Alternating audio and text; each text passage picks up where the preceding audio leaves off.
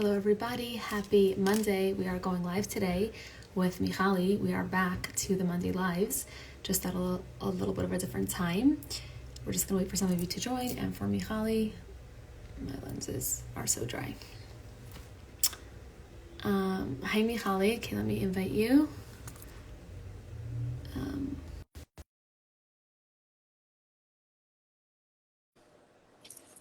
Hey Hanala.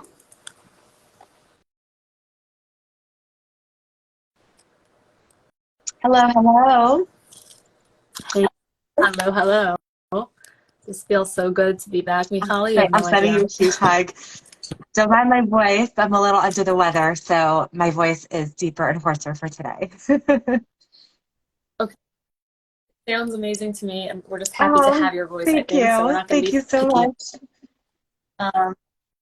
Of course. So do you have a hard stop at I can 11:45? Did go we to decide I that, can or go are we to doing like it till 11:50, 11:55 if need be. amazing? Amazing. Okay, so Okay, let's I'm get just gonna right pull to up the it. question. And Um, you have okay. right. Okay. So the question is, I have so many presentations I need to give within the next few weeks in grad school, and I'm so nervous. I literally start Mhm. panicking before them. Do you have any tips for me? What can I do? Um, I totally question that like they have anxiety with public speaking. I think that's just because I'm dealing with that now myself. So I just went with it because I feel like it's a good topic.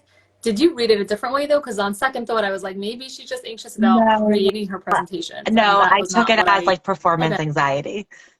Yeah, awesome, awesome. I mean, it has to think that like I think we're yeah. always biased in the way we interpret things. So I was just like reading this. Oh my God, this is the You're like, question that yes. I'm choosing because I know. I know, it's so funny. I know you and I have talked about this before on this platform that, like we could read questions so differently because we're just viewing the question in our particular lens. So Yes, I think it's great that we're like touching base totally. before we answer the question. It's like, hey, is that the right, are we hearing it the same way?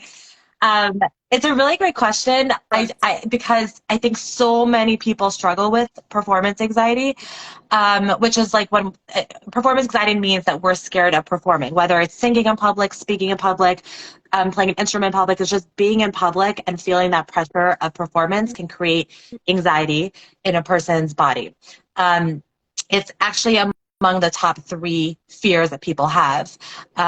And Yeah. the statistics are that like 1 out of 3 people are going to get a panic attack in his or her lifetime. So it's very common, and it happens to many, many people.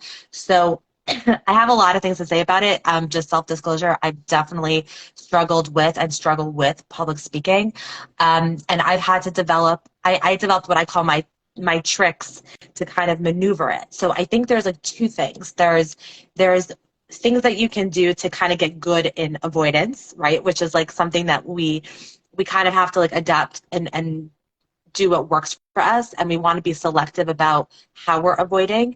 And then there's also just like really addressing the fear head on. I think with the latter, um, the more you speak to the fear and address it, the smaller the fear becomes. But if you don't practice, addressing the fear consistently, then even if you've had a period of time where you have addressed the fear consistently, the fear can come back up with the same level of intensity as it started if you haven't practiced, conquering it. So it's something that like you have to be Mhm. very intentional and consistent with. Um, I think I can just share what's helped me here, is Yeah. recognizing your signs, for panic, right? So everyone is different when it comes to, how their body experiences fear, which is really what anxiety is, right? So notice like where in your body you're feeling it. Is your heart racing? Does your mouth get super dry? Are your hands shaking? Is your voice shaking? Um, are you sweating profusely, right? Are you feeling like you're going to pass out? Are you feeling like you're going to vomit? What else? Any other ones that I'm missing that I can think of? Mind like Mind your blank. mind blinking. Yeah. Like that's what happens to me. Like I feel like Yeah. my like be Yes. black for a Yeah. second, you know.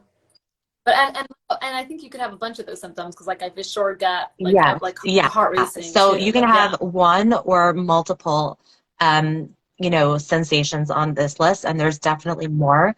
I think that recognizing that your body is in fight or flight and understanding what that is can be a really great first step. So if you think about like what happens if you're Mhm. being chased by a lion, right? Are you thinking about what you want to make for lunch? No, right? You're just thinking, I need to survive. And your body's kind of in Yeah. that space too, right? So what it's doing is it's sending blood to your vital organs just to enable you to survive, right? So there's more blood that's pumping through your heart, which is why your heart is racing, right? Your hands and your feet might be numb or cold or shaky because there's less blood flow over there. Your mind is blanking because there's less blood flow over there, right? So yeah, like your So, body's yeah. responding in a way that's supposed to protect you and help you, but it's not necessarily knowing how to differentiate between a lion versus a presentation in grad school, right?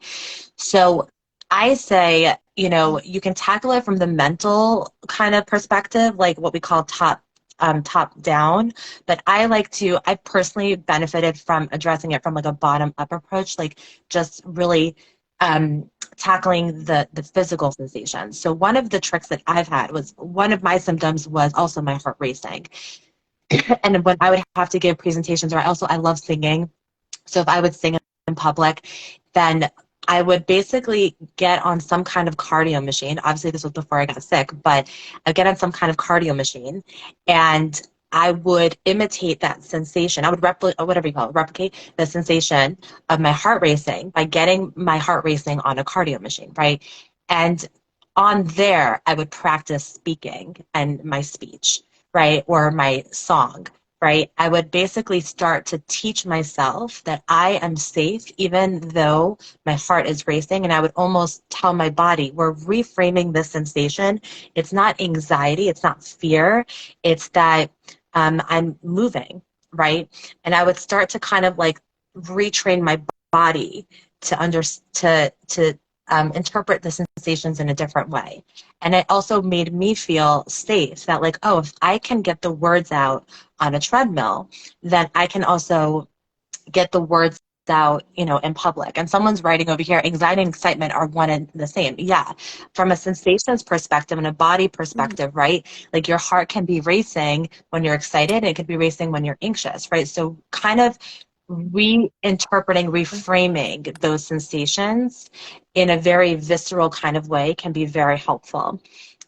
There's other things that we can do to kind of also kind of teach our bodies that we're safe, right? So whenever possible, I would, for me personally, I would like if the lights are dimmer, then that calms me down, right? So if the lighting is a little bit, like duller or whatever, then I feel calmer. So if I'm able to control for that, then I do that.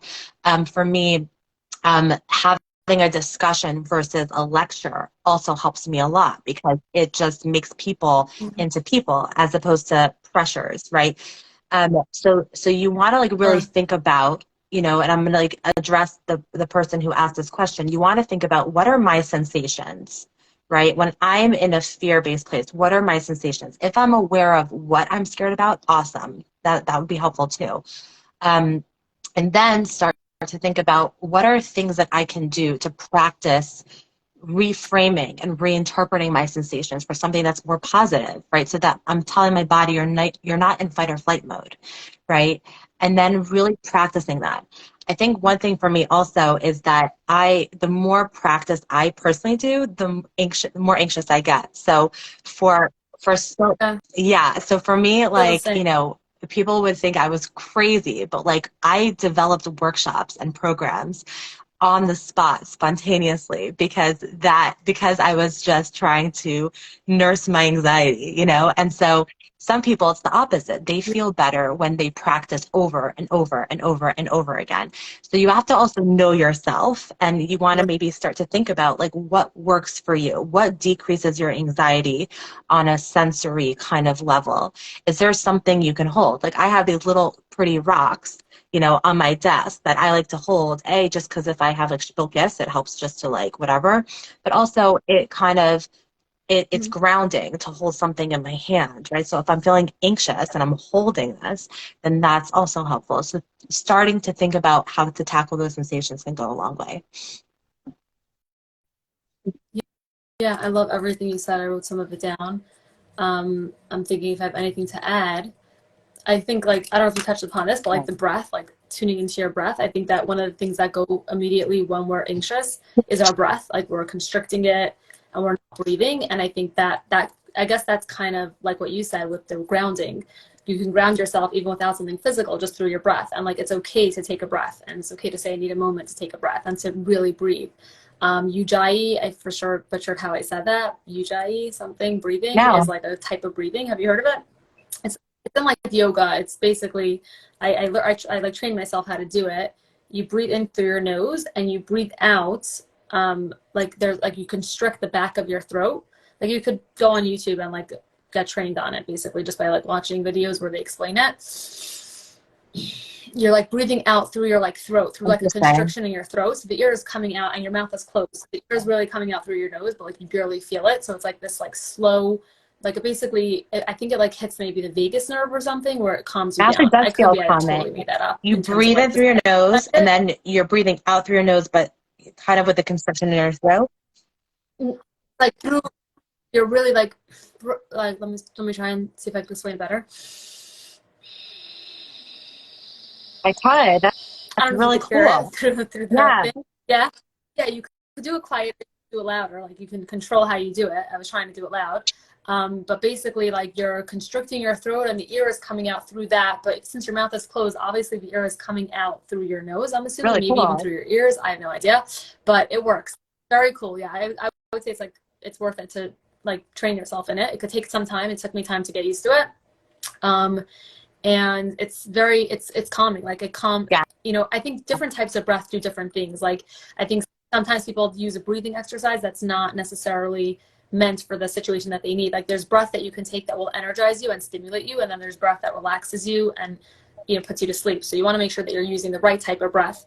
I'm not promising that Ujjayi breathing is like the best thing for this No, situation. I'm just putting it I out think there that it is a that's breath such that a I find smart like. idea. And I like I used to be a doula, and like I used to tell my clients that, you know, certain breaths, it's the exact same thing. Will totally speak to you, but if it's making you more anxious, then obviously it's not working for you. But I think ultimately what Right. you're saying is you want to regulate your breathing, because if you're panting or hyperventilating, then it's just reinforcing what your body's thinking, which is that you're in danger.